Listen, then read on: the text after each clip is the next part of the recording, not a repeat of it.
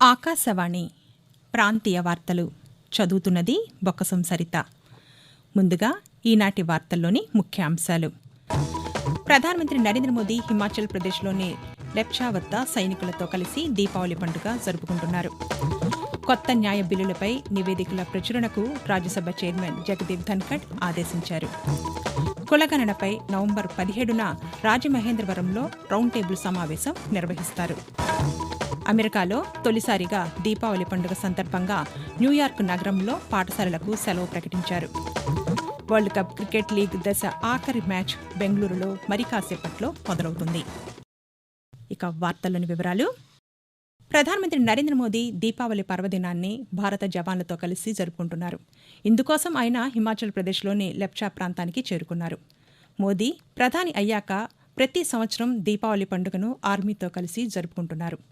గత ఏడాది ఆయన కార్గిల్లో సైనికులతో కలిసి దీపావళి చేసుకున్నారు. ఈ పర్వదినం ప్రతి ఒక్కరి జీవితాల్లో సంతోషం, సమృద్ధి, ఆరోగ్యం తేవాలని ప్రధాని తన సందేశంలో పేర్కొన్నారు. దీపావళి పర్వదినం సందర్భంగా రాష్ట్ర గవర్నర్ అబ్దుల్ నజీర్, ముఖ్యమంత్రి వైఎస్ జగన్మోహన్ రెడ్డి ప్రజలకు శుభాకాంక్షలు తెలిపారు. పండుగ దీపాల వెలుగు అందరికీ శాంతి, శ్రేయస్సు, ఆనందం కలిగించాలని గవర్నర్ కోరుకున్నారు. శాంతి, సామరస్యాలతో కూడిన సమాజాన్ని నిర్మించేందుకు ఇలాంటి పండుగలు స్ఫూర్తినిస్తాయన్నారు. చీకటిపై వెలుగు, చెడుపై మంచి, అజ్ఞానంపై జ్ఞానం, దుష్టశక్తులపై దైవశక్తి సాధించిన విజయాలకు ప్రతీక దీపావళి అని ముఖ్యమంత్రి వైఎస్ జగన్మోహన్ రెడ్డి వివరించారు.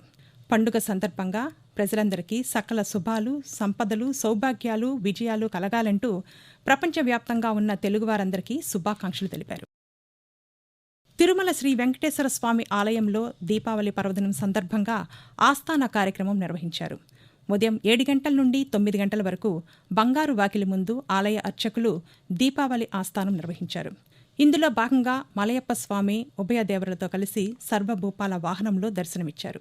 తిరుచానూరు పద్మావతి అమ్మవారి కార్తీక బ్రహ్మోత్సవాల్లో భాగంగా 3వ రోజు ఉదయం అమ్మవారు ముత్యపు పందిరి వాహనంపై భక్తులకు దర్శనమిచ్చారు. ఇక ఈరోజు సాయంత్రం 5 గంటలకు శ్రీదేవి భూదేవి సమేత మలయప్ప స్వామి సహస్ర దీపాలంకరణ సేవలో పాల్గొని తిరుమల మాడవీధుల్లో విహరిస్తారు. దీపావళి ఆస్థానం కారణంగా కళ్యాణోత్సవం, ఉంజల్ సేవ, ఆర్జిత బ్రహ్మోత్సవం సేవలను టీటీడీ రద్దు చేసింది. దేశంలోని న్యాయ చట్టాలకు సవరణలు చేస్తూ కేంద్ర ప్రభుత్వం ప్రవేశపెట్టిన కొత్త బిల్లులపై నివేదికల ప్రచురణకు ఉపరాష్ట్రపతి, రాజ్యసభ చైర్మన్ జగదీప్ ధన్కడ్ ఆదేశించారు. భారతీయ న్యాయ సంహిత, భారతీయ నాగరిక సురక్షా సంహిత, భారతీయ సాక్ష్య బిల్లులపై ఈ నివేదికలు రూపొందాయి. కేంద్ర హోంశాఖ parliamentary standing committee chairman Brijlal ఈ నివేదికలను రాజ్యసభ చైర్మన్కు సమర్పించారు. కాలం చెల్లిన Indian penal code, criminal procedure code, Indian evidence యాక్ట్లను మార్చి కొత్త బిల్లులను అమల్లోనికి తీసుకురానున్నారు. ఈ కొత్త బిల్లులను లోక్సభలో ఆగస్టు నెలలో ప్రవేశపెట్టారు.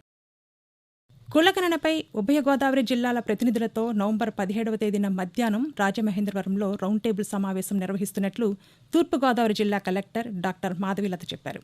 సమావేశంలో సూచనలు చేయాలనుకునేవారు ముందస్తు అనుమతి పొందాలని, ఇందుకోసం జిల్లాలోని ఆర్డీఓలకు ముందస్తుగా దరఖాస్తులు చేయాలని చెప్పారు. రౌండ్ టేబుల్ సమావేశంలో ఉభయ గోదావరి జిల్లాల మంత్రులు, ప్రజా సంఘాల ప్రతినిధులు, మేధావులు పాల్గొంటారని కలెక్టర్ వివరించారు. అమెరికాలోని న్యూయార్క్ మహానగరంలో దీపావళి పర్వదినం సందర్భంగా పాఠశాల విద్యార్థులకు సెలవు ప్రకటించారు. ఒక భారతీయ పండుగకు సెలవు ప్రకటించడం అమెరికాలో ఇదే మొదటిసారి. నగర మేయర్ కార్యాలయం ఈ నిర్ణయం తీసుకోవడాన్ని New York deputy commissioner Dilip Chauhan ప్రశంసించారు. అమెరికాలోని భారతీయులు ఏళ్ల తరబడి చేసిన కృషికి ఫలితంగా ఈ సెలవు వచ్చిందని ఆయన వివరించారు. న్యూయార్క్ మేయర్ ఎరిక్ యాడమ్స్ ఈ నిర్ణయాన్ని జూన్ నెలలో తీసుకున్నారు. అది ఇప్పుడు మొదటిసారి అమల్లోనికి వచ్చింది.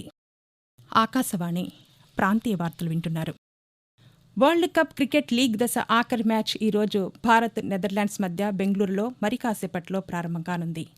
ఆడిన 8 మ్యాచ్లు అన్ని గెలిచి భారత్ పాయింట్ల పట్టికలో అగ్రస్థానంలో ఉంది.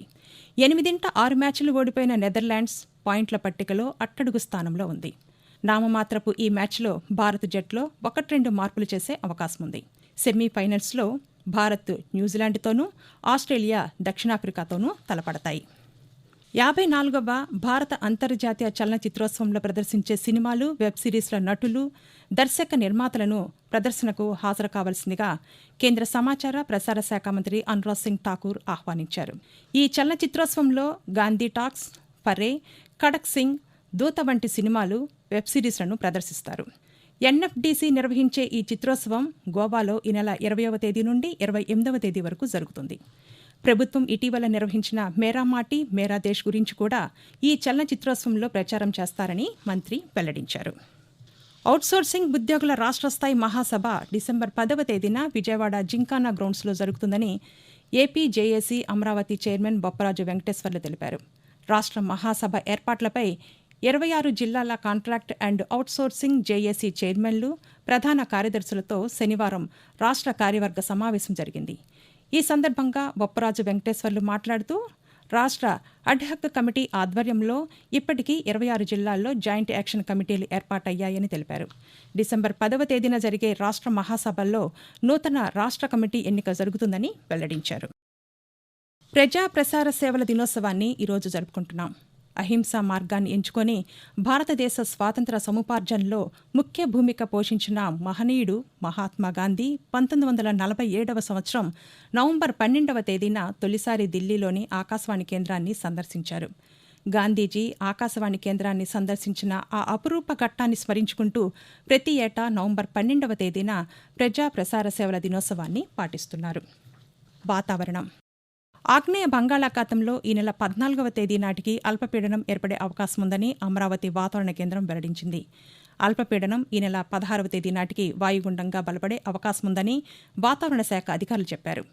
అల్పపీడనం ప్రభావంతో రేపు దక్షిణ కోస్తా, రాయలసీమల్లోని 1-2 ప్రాంతాల్లో తేలికపాటి నుండి ఒక మోస్తరు వర్షాలు, ఉరుములతో కూడిన జల్లులు కురిసే అవకాశం ఉందని అమరావతిలోని భారత వాతావరణ కేంద్రం అధికారి బీఎస్ఎం రాజు కొద్దిసేపటి క్రితం ఆకాశవాణి విజయవాడ ప్రాంతీయ వార్తా విభాగానికి వివరిస్తూ, ఆంధ్రప్రదేశ్ మరియు యానాంలో దిగువ ట్రోపు ఆవరణంలో ఈశాన్య లేదా తూర్పు గాలులు వీస్తున్నాయి. ఉత్తర కోస్తా ఆంధ్రప్రదేశ్లో ఈ రోజు మరియు రేపు వాతావరణం పొడిగా ఉండే అవకాశం ఉన్నది. దక్షిణ కోస్తా ఆంధ్రప్రదేశ్ మరియు రాయలసీమలో ఈ రోజు వాతావరణం పొడిగా ఉంటుంది. రేపు దక్షిణ కోస్తా ఆంధ్రప్రదేశ్ మరియు రాయలసీమలో ఉరుములతో కూడిన మెరుపులు 1 లేదా 2 చోట్ల సంభవించే అవకాశం ఉన్నది. రేపు దక్షిణ కోస్తా ఆంధ్రప్రదేశ్ మరియు రాయలసీమలో తేలికపాటి నుండి ఒక మోస్తరు వర్షాలు 1 లేదా 2 చోట్ల కురియవచ్చు. ఈ నెల 14-15 తేదీల్లో 6 సెషన్లో ఏపీపీఎస్సీ కంప్యూటర్ ప్రొఫిషియన్సీ టెస్ట్ జరుగుతుందని డీఆర్ఓ ఎస్వి నాగేశ్వరరావు వెల్లడించారు. ఎన్టీఆర్ జిల్లాకు సంబంధించి మొత్తం 604 మంది పరీక్షకు హాజరవుతారని చెప్పారు. నవంబర్ 14వ తేదీన 4 సెక్షన్లు, నవంబర్ 15వ తేదీన 2 సెక్షన్లో పరీక్ష నిర్వహిస్తారన్నారు. పంచాయతీరాజ్ శాఖ పరిధిలోని పంచాయతీ కార్యదర్శి గ్రేడ్ 5, రెవెన్యూ శాఖ పరిధిలోని village revenue officer grade 2, VRO grade 1 ఉద్యోగులతో పాటు 2014 మే 12 తర్వాత అన్ని హెచ్ఓడీలు, డైరెక్టరేట్లు, ఏపీ సచివాలయంలో కారుణ్య నియామకాల కింద చేరిన వారు ఈ పరీక్ష రాయనున్నట్లు డీఆర్ఓ ఎస్వి నాగేశ్వరరావు తెలిపారు. ప్రజలకు అవసరమైన మౌలిక వసతుల కల్పనకు ముఖ్యమంత్రి వైఎస్ జగన్మోహన్ రెడ్డి కృషి చేస్తున్నారని, సంక్షేమంతో కూడిన అభివృద్ది పాలన అందిస్తున్నారని ఉమ్మడి పశ్చిమ గోదావరి జిల్లా పరిషత్ చైర్పర్సన్ గంటా పద్మశ్రీ అన్నారు. పెదపాడు మండలం సత్యవోలులో నిర్మించిన సచివాలయం, రైతు భరోసా కేంద్రాలను ఆమె దెందులూరు ఎమ్మెల్యే కొటారు అబ్బయ్య చౌదరితో కలిసి ప్రారంభించారు. ఈ సందర్భంగా గ్రామంలో అందించిన సంక్షేమ పథకాల బోర్డును ఆవిష్కరించారు. ప్రాంతీయ వార్తలు ముగించే ముందు ముఖ్యాంశాలు మరోసారి. ప్రధానమంత్రి నరేంద్ర మోదీ హిమాచల్ ప్రదేశ్లోని లెప్చా వద్ద సైనికులతో కలిసి దీపావళి పండుగ జరుపుకుంటున్నారు. కొత్త న్యాయ బిల్లులపై నివేదికల ప్రచురణకు రాజ్యసభ చైర్మన్ జగదీప్ ధన్కడ్ ఆదేశించారు. కులగణనపై నవంబర్ 17వ తేదీన రాజమహేంద్రవరంలో రౌండ్ టేబుల్ సమావేశం నిర్వహిస్తారు. అమెరికాలో తొలిసారిగా దీపావళి పండుగ సందర్భంగా న్యూయార్క్ నగరంలో పాఠశాలలకు సెలవు ప్రకటించారు. వరల్డ్ కప్ క్రికెట్ లీగ్ దశ ఆఖరి మ్యాచ్ బెంగళూరులో మరి కాసేపట్లో మొదలవుతుంది. ఆకాశవాణి ప్రాంతీయ వార్తలు ఇంతటితో సమాప్తం.